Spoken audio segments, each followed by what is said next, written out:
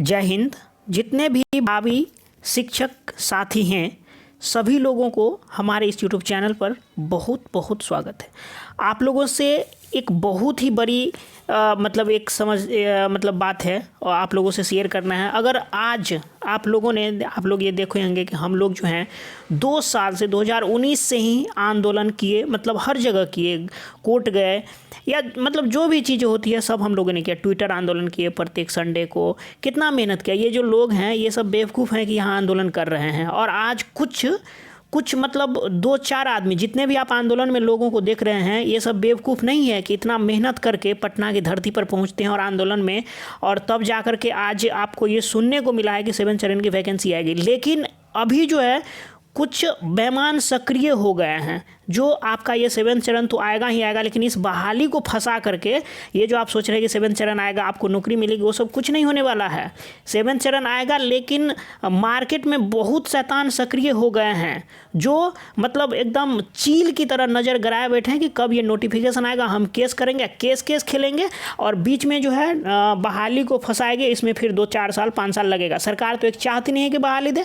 ऊपर से देखिए अभी मैं ग्रुप में देख रहा हूँ, टेलीग्राम पर हो या व्हाट्सएप ग्रुप पर हो, कुछ ऐसे मतलब दलाल लोग हैं जो कोई जो है एकेडमी हटाओ अभियान चला रहा है, कोई डीएलएड को वरीयता दो, कोई मतलब जिनको जो मन है पागल की तरह सब आकर के बक देते हैं। तो देखिए उनकी बेवकूफ़ी नहीं है, मैं उनको नहीं बोल रहा हूँ, उनको बोलने भी नहीं जाऊँगा, वो स्वतंत्र हैं। क्योंकि देखिए हम लोग एक स्वतंत्र देश के स्वतंत्र नागरिक हैं।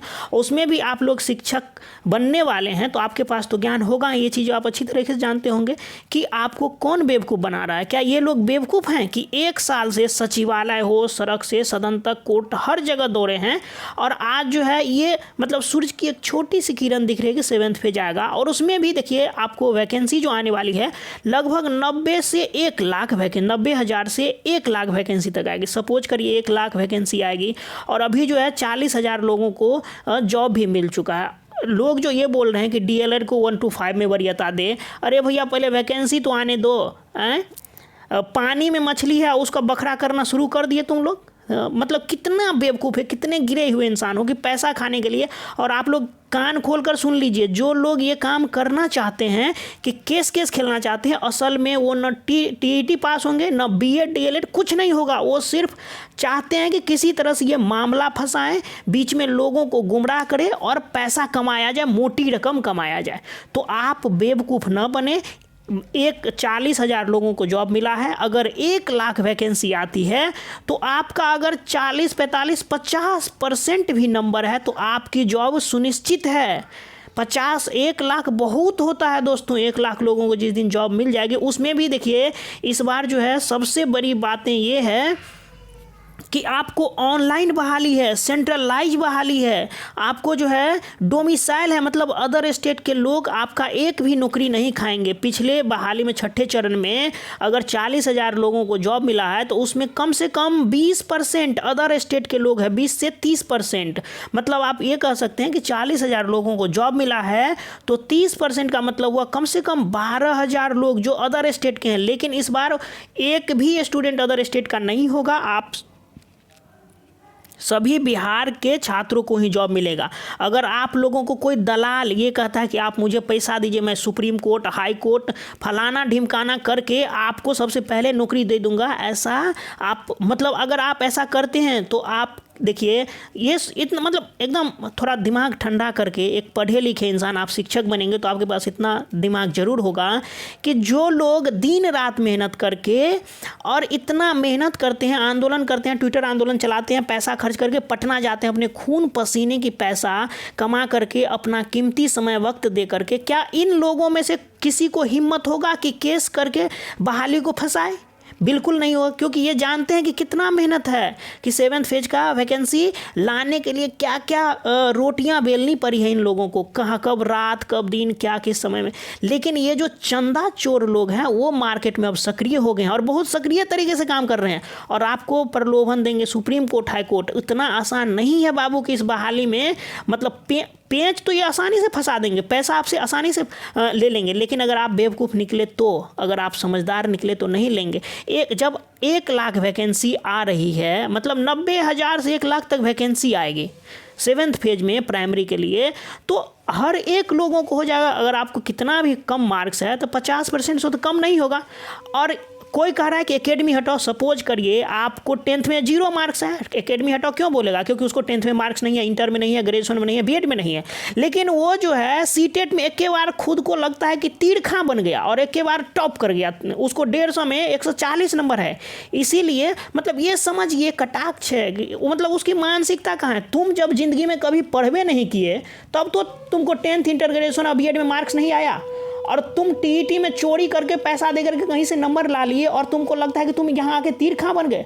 ये समझिए दोस्तों कि आपको बेवकूफ़ बनाया जा रहा है। ये मतलब जो हमारे अभी जो मार्केट में नया नया दलाल जन्म लिया है ना, ये समझ रहा है कि ये लोग बेवकूफ़ हैं हमारे आपके बारे में, और ये लोग जो हैं बहाली को फंसाएंगे, कोर्ट जाएंगे, सुप्रीम कोर्ट, हाई कोर्ट करेंगे। बहाली आपका वैसे भी सरकार तो खुद नहीं चाहती है कि दे बहाली, आएगा 2 साल 3 साल लपेटे जाओगे, आपका ही लाइफ बर्बाद होगा, आपका ही पैसा बर्बाद होगा। अगर वो चाहता है कि आपको सही में मतलब कुछ कर आपके लिए हो, आप ही को सबसे पहले जॉब मिले, सरकार आएगा और आपको ज्वाइनिंग लेटर चल जाएगा, उसके बाद ही हम लोगों को देगा, ठीक है, हमको वो भी। लेकिन वो खुद के पैसे से करे ना, चंदा क्यों ले रहा है? और अगर सुप्रीम कोर्ट हाई कोर्ट करेगा ना तो कितना में होगा? 25,000 30,000 रुपया उसको खर्च होगा, और वो एक कैंडिडेट से 500 रुपया 1000 रुपया ले रहा है। और मान के चलिए कम से कम बेवकूफ़ की संख्या भी कम नहीं है दुनिया में। अगर 1000 लोग भी उसको दे देते हैं पैसा, तो आप 1000 को एक 1000 क्यों, कम से कम 5000 10,000 लोग पैसा देंगे। बेवकूफ़ों की भी बहुत कमी नहीं है मतलब दुनिया में। तो इतना वो क्या करेंगे लेकर के? ये समझिए ना कि उसकी मानसिकता है कि आपको लूटना है उसे, बस, और कुछ नहीं है। बस आप ये विश्वास रखिए कि जब अदर स्टेट का लोग नहीं आएगा, सेंट्रलाइज बहाली है, ऑनलाइन है, अगर 1 लाख वैकेंसी आती है तो एक बार में 1 लाख लोगों का मेरिट बनेगा। ये ऑफलाइन नहीं है कि आप इधर उधर भटकोगे, इधर उधर दौड़ोगे। तो जब 1 लाख लोगों का वैकेंसी आएगा तो उतना लोगों को जॉब मिलेगी। तो आपका परसेंटेज यहाँ मायने नहीं रखेगा, आप बस पास हैं तो आपको जॉब मिलेगी। ठीक ठाक नंबर है, अगर 45-50% नंबर भी आपको, तो जॉब मिल जाएगी। और वो लोग जो आपको कह रहा है कि आपको मार्क्स कम है, पहले हम नौकरी दिला देंगे, अब 5000 रुपया आप केस करने के लिए हमको दीजिए। देख रहे हैं ग्रुप में 2 दिन 3 दिन से, जब से ये चला है उधर कि अब 7th फेज की वैकेंसी आएगी, और इधर एकदम लग रहा है बरसाती मेढक सब एकदम निकल के एकदम आ रहा है, पूरा फ्रंट पे ताल ठोक रहा है कि हम जाएंगे सुप्रीम कोर्ट, हम जाएंगे हाई कोर्ट, हमको पैसा दो।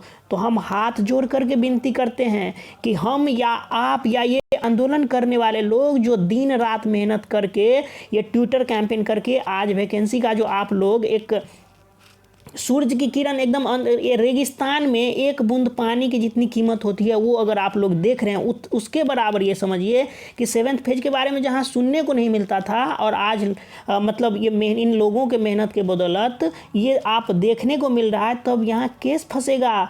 तो ये गलतियाँ उस दलाल की नहीं है, ये वो तो काबिल निकल जाएगा ना, क्योंकि वो आपसे कम पढ़ा लिखा होगा, आपसे बेवकूफ़ होगा, इसीलिए आपको मतलब बरगला रहा है। और उससे तो महाबेवकूफ़ आप निकल जाएंगे, आप उसको चंदा देकर, केस के लिए चंदा देंगे। तो ये समझिए कि आपको कोई फंसा रहा है। आप देख सकते हैं कि जो मेरिट बनेगा, मेरिट का प्रावधान भी चेंज कर दिया गया है। तो आप किसी के बहकावे में नहीं आइए, पहले वैकेंसी आने दीजिए, फिर उसमें थोड़ा बहुत चेंज हम लोग सचिवालय जाकर के ही, सरकार से मिल करके ही करवाएंगे। लेकिन हाई कोर्ट सुप्रीम कोर्ट जाएंगे तो हाई कोर्ट सुप्रीम कोर्ट में 4-5 साल बाबू बड़ा मतलब समय नहीं होता उसके लिए। तो आप वैसे भी अभी 35 के हैं और 10 साल में 45 का हो जाएंगे। ये समझिए ना कि जो 2010 में बहाली निकली थी, जब नॉर्मल तरीके से हो रहा है, थोड़ा बहुत हाई कोर्ट सुप्रीम कोर्ट हुआ है, तो 2010 की बहाली ये 2022 में नहीं कंप्लीट हो रही है। तो आपका जो अभी बहाली आएगा उसमें 5-7 साल जोड़ेंगे तो आप वैसे ही 2030-29 तक जाके आपका बहाली होगा। तो केस के लिए विनती है कि किसी को 1 रुपया न दे, वो आपका आर्थिक क्षति भी होगा और मानसिक क्षति तो है ही भैया, क्योंकि जब 7 साल आपको गुजारना पड़ेगा हाई कोर्ट सुप्रीम कोर्ट के चक्कर में, उस दलाल का क्या जाएगा, वो आपसे 10 लाख भी ठग लिया तो वो एक नया बिजनेस खोल लेगा, दूसरे मतलब इस क्षेत्र से पैसा कमाएगा, वो दूसरे क्षेत्र में चल जाएगा हाई कोर्ट सुप्रीम कोर्ट करने के लिए। इसीलिए आप जागरूक होइए, आप एक भविष्य के शिक्षक बनने वाले हैं, आप भाग्य विधाता बनने वाले हैं अपने देश का, अपने राज्य का। तो आप समझदार बनिए, किसी को 1 रुपया नहीं दीजिए केस के नाम पर, किसी के बहकावे में मत आइए, वैकेंसी आने दीजिए। कुछ चेंज होगा। जब हम लोगों ने इतना किया तो हम लोग क्या थोड़ी सी मेहनत और नहीं कर सकते हैं? कुछ अगर कहीं देखेंगे बुराई है तो उसको चेंज करवाने का प्रयास करेंगे कि सबको हो जाए। लेकिन ऐसा जो चाहेंगे कि मतलब भाई अगर सरकार को हो कि हम डीएलएड को वरीयता देंगे तो दे, लेकिन हम लोग हाई कोर्ट सुप्रीम कोर्ट नहीं जाएंगे, क्योंकि हम लोग हाई कोर्ट सुप्रीम कोर्ट के चक्कर में जो सीटेड दिसंबर जनवरी अभ्यर्थी है वो अपनी मानसिकताएं क्यों खो चुकी है। आपको आपके साथ ये नहीं बीता है तो सुन लीजिए, 2019 में जो लोग सीटेड पास थे, अब मात्र 30-32 दिन के लिए इनको 6th फेज में मौका नहीं मिला। हाई कोर्ट सुप्रीम कोर्ट दूसरे के बातों में आके फंस गए। रंजीत सर बोले भी थे कि कुछ वैकेंसी और 30-35 हज़ार बढ़ा करके हम मौका दे देते हैं, लेकिन ये हाई कोर्ट सुप्रीम कोर्ट के चक्कर में ये लोग भुक्तभोगी हैं। तो उनसे एक बार पता कर लीजिए, दूसरे के बहकावे में नहीं आइए। विनती है आपसे हाथ जोड़ करके, फिर हम नहीं कहने आएंगे आपको। मतलब आप पैसा दिए तो आपका लाइफ डैमेज होगा। उस दलाल का क्या है, वो गधा पहले से है, अब भी वो गधे का गधे रहेगा, समझा। और इस वीडियो को हम रिक्वेस्ट करेंगे आप लोगों से कि कोई भी एक कैंडिडेट नहीं बचना चाहिए जिस तक ये वीडियो नहीं पहुंचे, नहीं तो लोग उसके बहकावे में आएगा और 7th फेज को फंसाएगा और वो बल्ले बल्ले होगा, उसको वो पैसा कमाएगा, लाइफ आपका जाएगा। तो इसीलिए किसी के बहकावे में नहीं आएंगे, 7th फेज को नहीं फंसाएंगे, जल्दी जल्दी बहाली होगी तो आप लोगों को ही फ़ायदा होगा। चलिए दोस्तों, इस वीडियो में इतना ही रखेंगे। आशा करते हैं आप एक शिक्षक साथी हैं भविष्य के, तो आपको जरूर समझ में आई होगी ये बातें। लेकिन उस दलाल को क्या, उसको तो पैसा कमाना है, वो आपको बहुत नीचे ऊपर दिखाएगा। तो आपको अपने विवेक का इस्तेमाल करना। आपको लगता है कि आपको पैसा देना चाहिए तो आप ज़रूर दें, नहीं लगता है तो आप उसे एक फूटी कौड़ी भी ना देंगे इसके नाम पर। धन्यवाद दोस्तों।